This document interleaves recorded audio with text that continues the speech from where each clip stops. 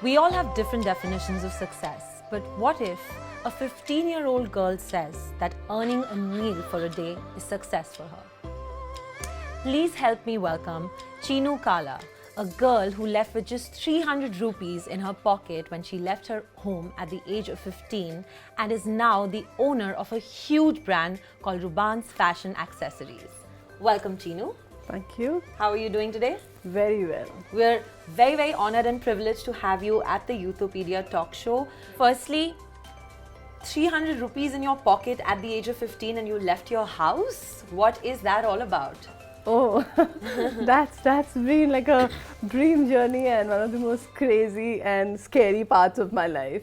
So my mother used to work abroad and me, my brother and my sister, we used to live with my father. And I was always very headstrong, and so we had a big argument with my father, and then I said, I'm going to leave the house and go. And he said, okay, go, because obviously, I mean, at that age, a lot of girls are rebels and parents feel, oh, she'll come back. She's gone, Right. like she's going out for a few hours and she'll come back. Right. And I said, no, I'll go. And maybe he was also angry. So he said, okay, leave. Yeah. And I leave. And you left. Yeah, and I just left, and I was like so headstrong that I just decided that no matter what, I will not go back. Oh my God. Wow. And I never went back. And how was it like as a 15-year-old out and about? Where did you go? How did you manage to survive? And where did you live? So first night was the craziest because at that age, I didn't know where to go. I had no house, no place. Everything was very new to me. But then Right. I had that instinct. I was like, no, I am going to make it happen and I'm never going back home. It really hits you hard that this decision might not be the best for your interests. So did that realization ever happen? And if it happened, did you ever want to go back? So you're right. It wasn't just an argument. It was way beyond that, and that is why such a big decision was taken. But yeah, there were situations when I would not get food like whole day, and I would survive on just a pack of milk, because I remember a pack of half a liter milk used to cost about 5 rupees or 6 rupees, like something like that. Right. And I could just afford that, or maybe because I was in Bombay, I could just afford like a 3 rupee vada pav at that time. Yeah. But it does. But then I just didn't want it to go back, and I had this whole thing of because I had told my father that I'm going to make it happen and I'm going to be successful. But at that age, I had no clue what success really meant. And for me, what happened, every time I did something, the goalpost kept changing for me. There was a time, as you said, there was a time for me, success was earning my daily meal. Right. After that, it was about, okay, can I buy a pair of shalwar kameez? Okay, Right. can I buy a pair of shoes? Can I afford a 3-time meal? Was a dream for me. Wow. Like it was like, okay, if I'm able to, there were times I've sat and thought, okay, if I'm able to achieve 3-time meal, oh, I'm doing fabulous in life.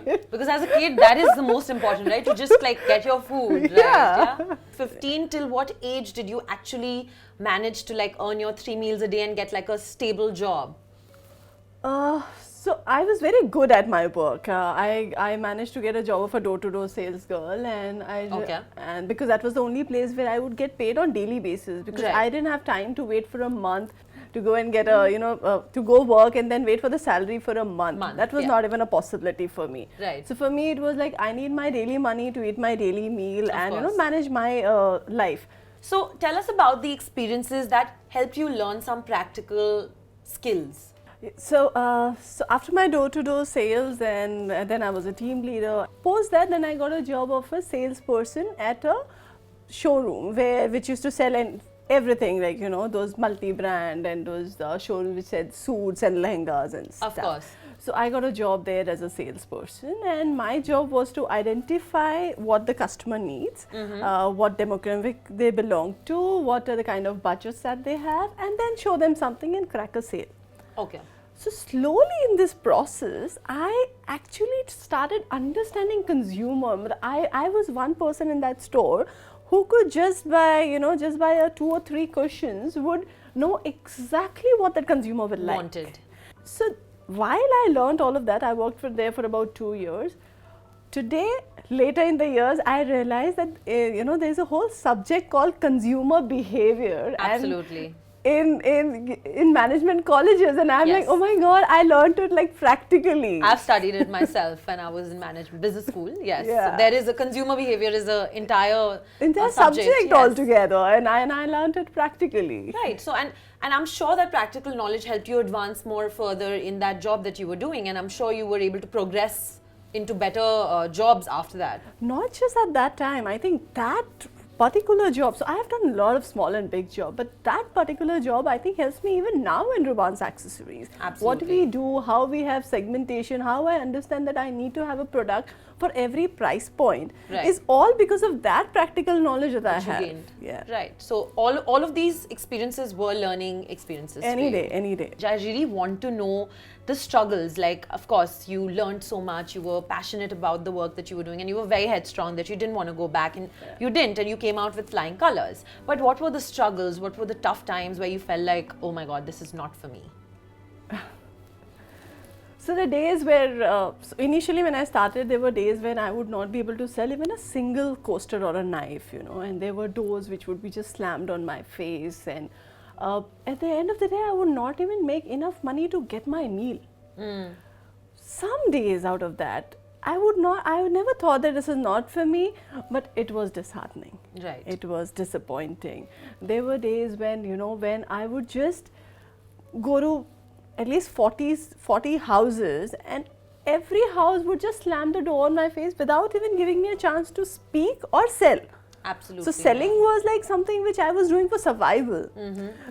Those kind of days, yes, but I never thought of giving up. The whole thought that I had that I am going to be successful.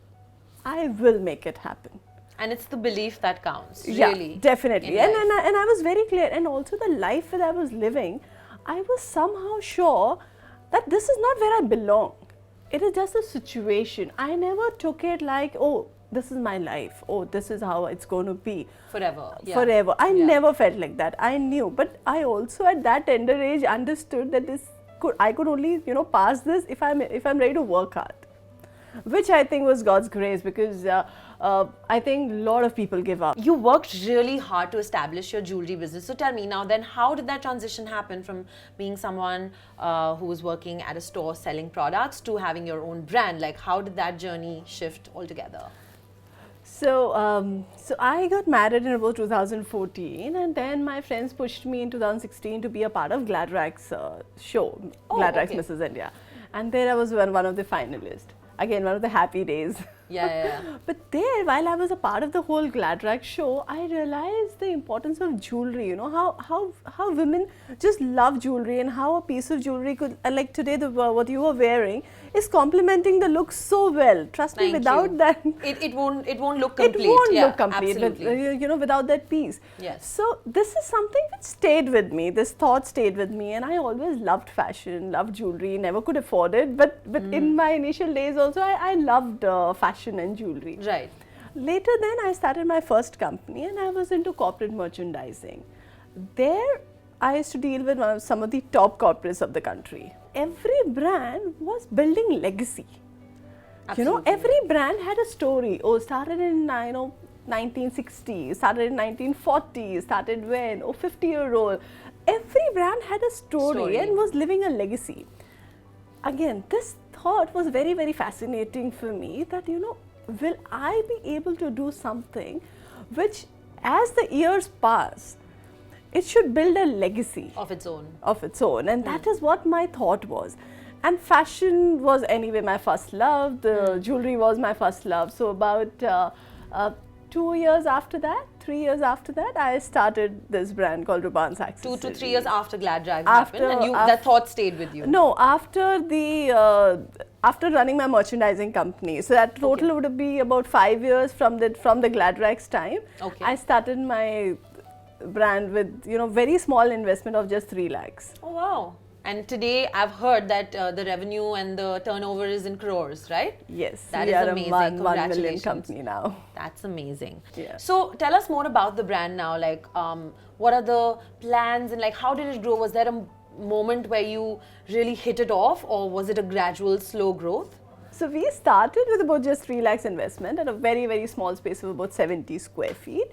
From there, it was a very small space. So, people would come, buy a little bit and... Oh, it was a physical store that you started? Yeah, I started a physical store. And this was in Bangalore? This was in Bangalore. Okay. But from there on, I wanted to move forward, like what next? Because that small space was not giving me a brand visibility. So from there, I wanted to, move ahead. And then there was another mall in Bangalore called Forum. Okay. And I wanted to have a store there. That mall is one of the best mall in the south. So there, the waiting period for any brand is about 2 years for well-known brands also. But then to get a store. But then I wanted to open a store there, and I started chasing them. I started writing to them. I started calling them, and the answer was, okay, we'll get back to you. When a mall like that says get back to you, technically means they have no space and they're never going to come back. Yeah. But then, being me, I just started literally following up with them. And finally, I remember after 6 months of me chasing them, I told them, okay, this is the last call I'm making to you. I want you to come and just visit my store, have a look at my products. If you don't like it, fine, I don't chase you from now on. To my luck, the mall head agreed to come. Okay. Yeah, and he came into our store and he liked the product, he liked the whole thought, the whole plan that I had for the brand so much that he then and there agreed to give me a place. So I had a very limited fund. So either I could make a store and put my stock, or I could afford their deposit because, the mall deposits are really huge. Huge, yeah. But then I was confident about the study I had done about the mall. I was confident about my product. So what I did, I went to the mall head and I requested them to give me 1 month's time to pay this deposit. After that, the period was 4 months for me to open the store. But this 4 months, every day I would go to this mall at 10 o'clock in the morning and sit there till 8 o'clock just to understand consumer behavior. Right. And this is where your practical knowledge came into. Yes, just to understand that what is the kind of consumer who's walking inside that mall. Right. What is the age group that was walking inside that mall. And I just studied it so well that after 4 months when I opened the store, the first day itself, we did a recording sale at about 100 square feet store. We did a recording sale of 1.5 lakhs. Wow, that's amazing. Yeah. And that's only because you understood the need of the consumer. The need of the consumer, the age group that was walking in, the pocket size that they have. What is the message that you would like to share with the youth of the country who's watching this and wants to learn something from your journey? So one thing very important that I would like to tell them is do what you love and do what you're passionate about.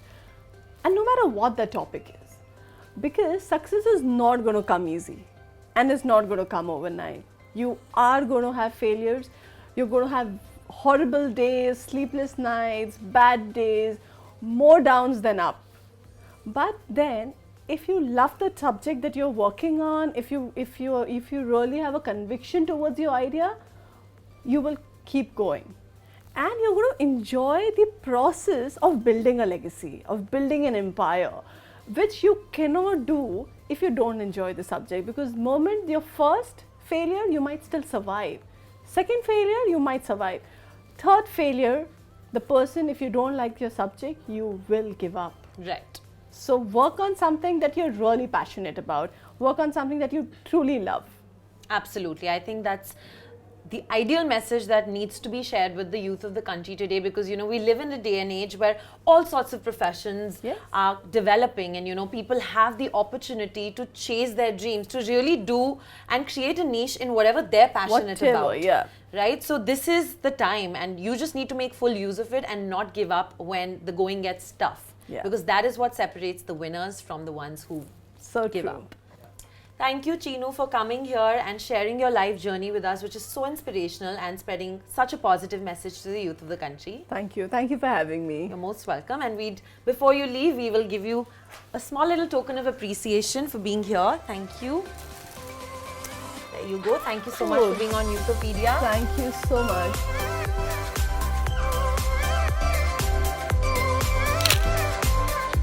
On that note, we come to an end of this season of the Youthopedia talk show. Honestly, it's been a wonderful experience hosting such inspiring young individuals whose stories are worth sharing.